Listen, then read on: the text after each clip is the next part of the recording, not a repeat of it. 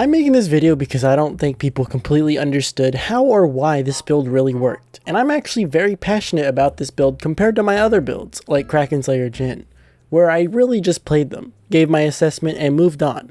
This is literally how I play Ashe standard.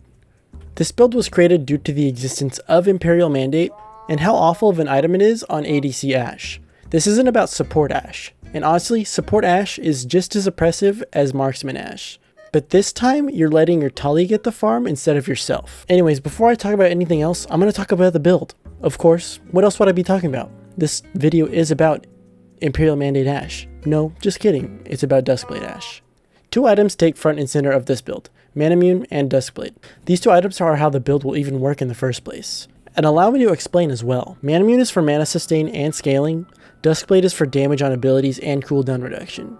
You might be thinking, Duskblade is an assassin item. Why would you be building this on Ashe? And I say, shut the fuck up. Have you been blind to Lethality Varus or Lethality Sivir? It's literally the same build as those champions. Build it on Ashe for the same reasons. Have your poke do massive damage. But instead of massive chunk damage like Sivir or Varus, Ashe is still doing sustained damage with W due to its insanely short cooldown and how easy it is to land on enemies. The build does center around stacking cooldown reduction. Big players after Manamune and Duskblade are Ravenous Hydra and Serylda's Grudge. Either one of these will be your third item depending on the enemy team comp. Hydra against squishies and for wave clear and survivability, Grudge for armor, shred, and utility. Together these items provide a whopping 55 ability haste. With the 10 more from Duskblade, that's a whopping 65 ability haste. And that's not just state either. The cooldown from Ionian Boots of Lucidity will bring you up to 85% cooldown reduction. 85 ability haste? Man, cooldown reduction, ability haste, whatever, man. It's like 40 ability haste. Not even. Hang on, I'm messing up already. 40% cooldown reduction? There we go. That's pretty much already late game levels of cooldown reduction right there. The rest of your build can be situational. Black Cleaver for more armor pen, Kimpunk Chainsword for anti-heal. To be honest, you're probably going to need to build this every game. Every lethality item for more damage, especially Edge of Night for survivability. For runes, you're going to take the same runes every game. Arcane Comet, Mana Flow Band, Transcendence, Scorch. Secondary, take Cheap Shot and Ultimate Hunter.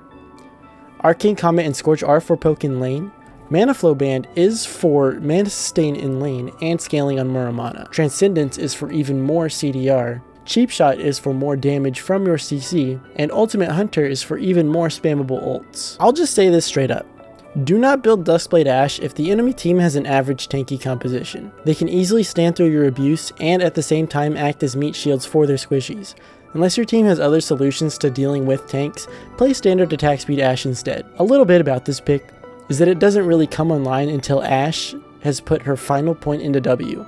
At max level, it's on a 4-second long cooldown, and with this build we're shaving that down to maybe a little less than 2. Her ult at max rank is also on a 60-second cooldown, and with runes plus items, it easily gets to about 25 seconds. That's insane. That's enough to both initiate a team fight and end a team fight. You're mostly going to have most games end while you're only on your second point of your ult, but it is still natively at an 80-second cooldown, which will be at 40 with your items. Still enough to miss and not have any major repercussions if it does, and that's why I love this build so much. It's not a big deal to miss. If you miss your enchanted crystal arrow, it's not a huge deal. Your cooldowns will be so low that there won't be any huge consequences if you do miss your ultimate. It's not like it's hard to miss Ashe's ult though. That hitbox is huge.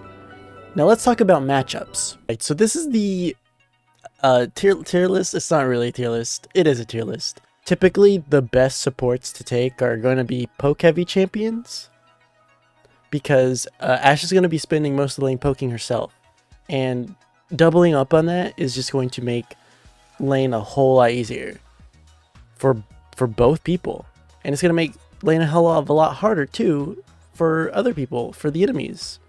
So you're going to wonder why I have Talia up here, and that's simply because of their insane synergy together.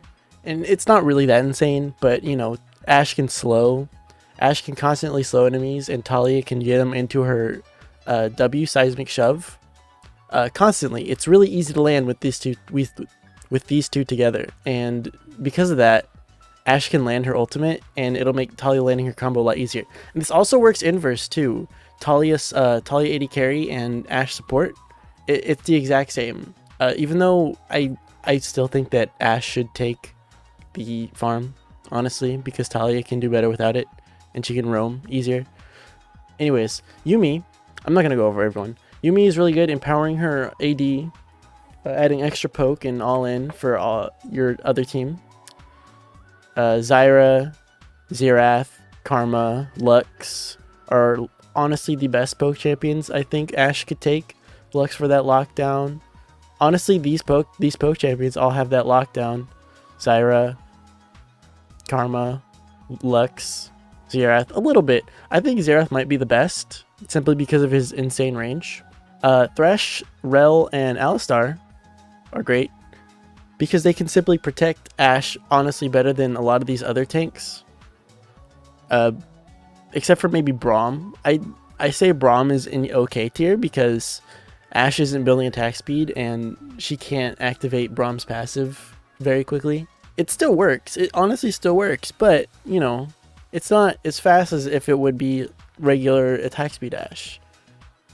Rel, she can lock down enemies and peel really well for Ashe. Ashe is like underrated, honestly. Not Ashe. Rel is really underrated. She's honestly broken. Leona empowers Ashe, her abilities and her autos with her passive. And Janna also does the same. She's also poke. She's also really good poke. And that's why I think these are really good champions for Ashe. Bard's okay because Ashe, she can hold her own pretty alright in lane. Simply just through poking. And Blitzcrank, Pyke, and Nautilus are down here too because this isn't really the lane to go all in because it's mostly about Ashe's poke. Honestly, if this was attack speed Ashe, they would be up here, up on the top, but it's not. This is a different playstyle, would require a different champion pool to play with, right? You think? You'd think that, right? Anyways, Seraphine, Morgana, Neeko, Swain, Brand, all these are all the same reasons, except for that they're a little less reliable, honestly, in my opinion, especially Seraphine. Brand is a lot better. Brand and Morgana are honestly the best here in this pick because Morgana has a fucking 3-second snare and Brand just does a million damage to enemies. Seraphine's she's alright. Neeko's pretty good. If the Neeko is good, it's probably in the best tier. If the Neeko's, you know, average, it's whatever. Braum. Lilia, I have Lilia down here for some reason. I don't know why. Probably because I've played with Lilia support and it's honestly not that bad. Zillion. Zillion's also pretty decent, but you know, without you going in, it's gonna be pretty much Zillion versus the world. Honestly, Taric, you're not gonna be up front a lot in these early game fights, and Vel'Koz should be a little further up. He should be like maybe in best tier or in great tier, because Vel'Koz is really great poke. Same with Nami. Nami's also pretty good poke. Put her in good tier. Maokai and Set, they're whatever. Like they want to fight. These champions want to fight. You can fight with pretty much anyone, right? But with these, like, you're gonna be standing very far back in lane. With that, it's gonna be hard to follow up unless you're level 6 and you can ult them. It's just gonna be a little difficult. So like down here, we're getting into these enchanters, mostly enchanters down here, and Fiddlesticks. Fiddlesticks is pretty. It's doable. Like all these are doable. Soraka, Rakan, Sion, Galio, Fiddlesticks. Fiddlesticks is decent on his own. Like maybe because Fiddlesticks has the best vision control. Fiddlesticks support. He has the best vision control in the entire game. Out of any other champion in the game, he has the best vision control. Purely because he can use his effigies as ward clear and use his own wards. On top of that, he'll easily have 100 ward score like at the end of the game.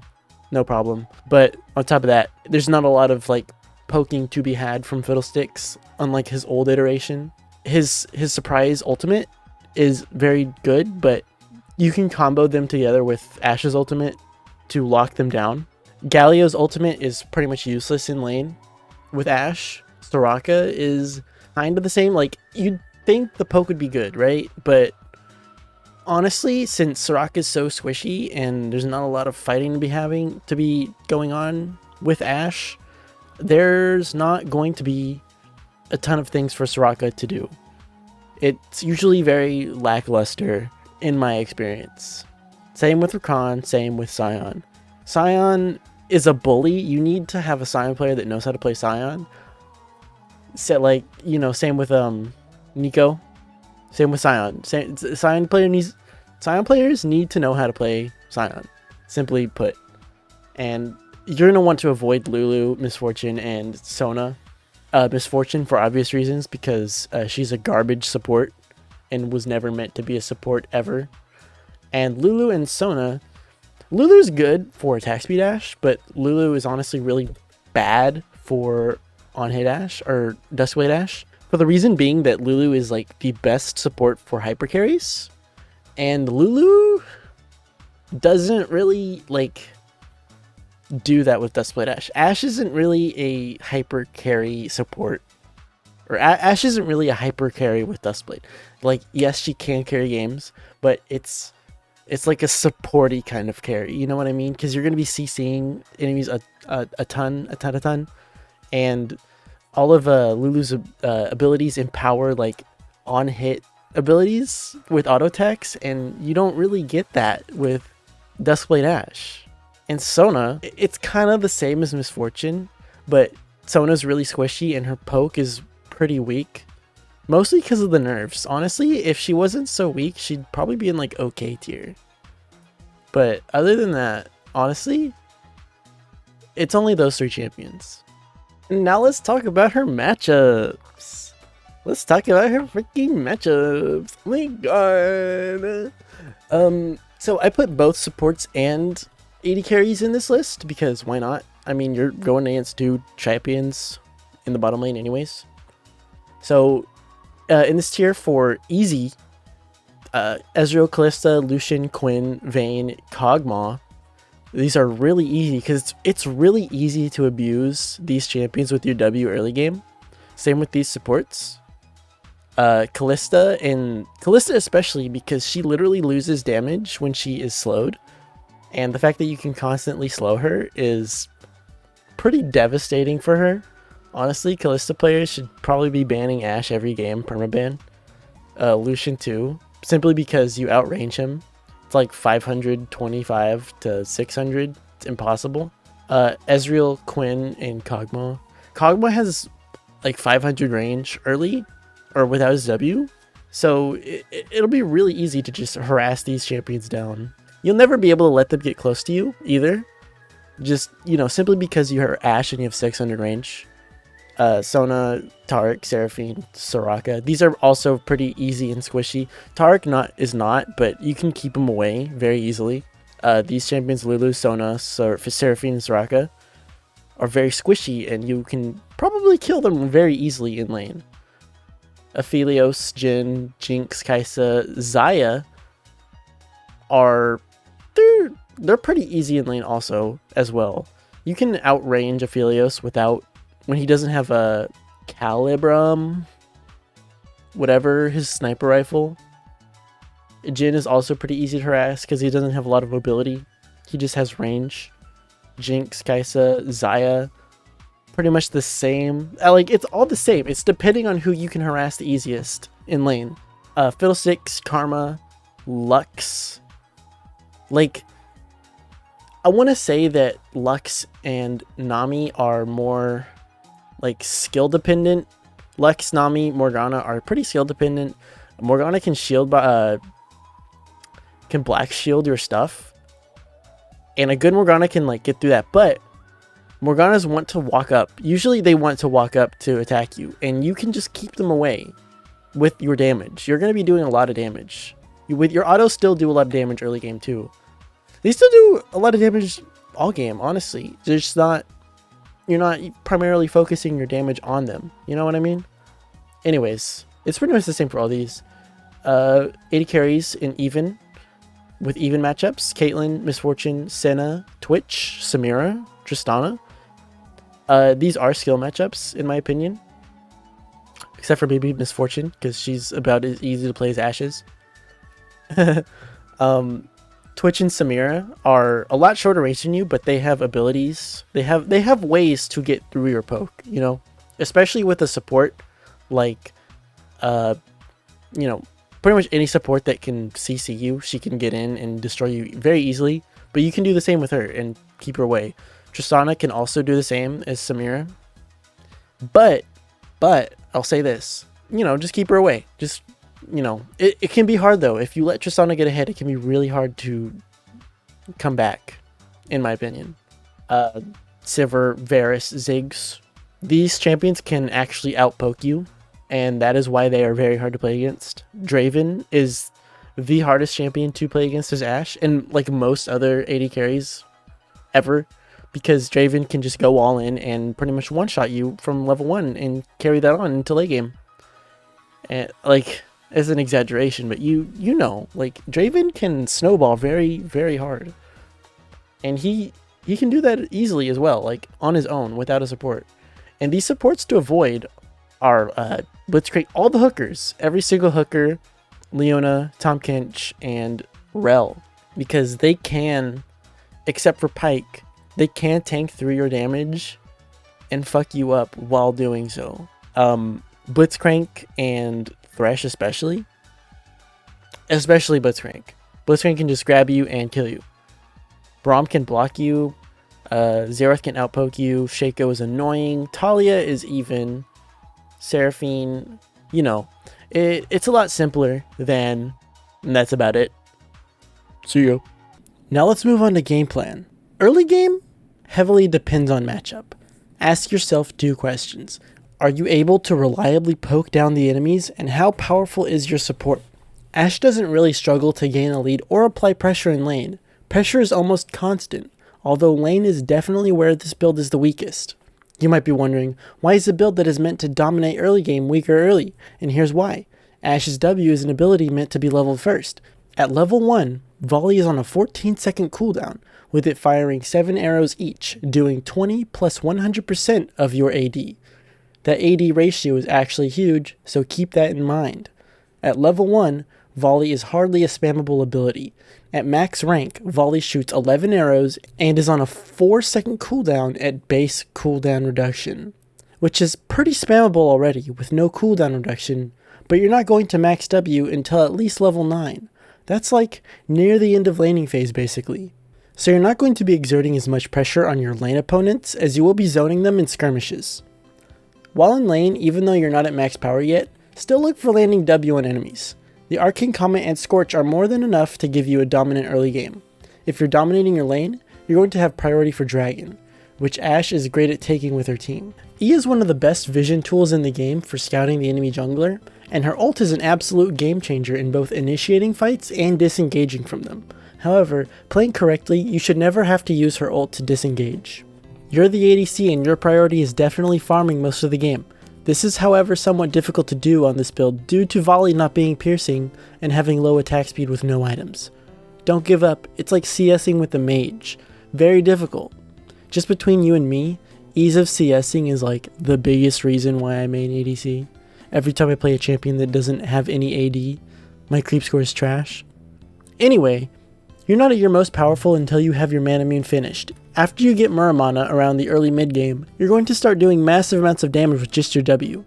You're easily able to group with your team to start pushing waves while you're single-handedly keeping their team at bay. If you're far enough ahead, this is pretty much where the guide ends. Duskblade Ashe has an extremely strong mid game and can pretty much assassinate squishies. If by chance the game does go on later, you still maintain power by zoning, but lose a bit of it as enemies get tankier. Your biggest weakness all game is hard initiation. Really, that's any poke champion's biggest weakness. That's why I've advised laning against hard initiation tanks. Even though you can zone them and keep them away, one good engagement and it's all over. Teamfighting as Duskblade Ashe is extremely easy. Use your ultimate to initiate on a preferably squishy target to pick them off. Either you're able to pick them off on your own, or your team can collapse, effectively turning the game into a 5v4. Your ultimate is also on an extremely short cooldown at this point, so you're able to use it again when the teamfighting actually does start. In a teamfight, you're going to want to use as much utility as possible, which is just fancy talk for spamming W over and over. The damage is overwhelming and the slow can be deadly for your assassins or bruisers to follow up on. Remember, you're still primary DPS, you're still primary utility, you are important with this build, you will have a huge impact. I'm going to close off this guide by saying be aware of your positioning, you're an ADC, yada yada yada. League of Legends kind of sucks. And if you like this video, I recommend you follow me on Twitch where I'm much more active and also play other games that aren't League of Legends because I would love to retain my sanity. Thank you.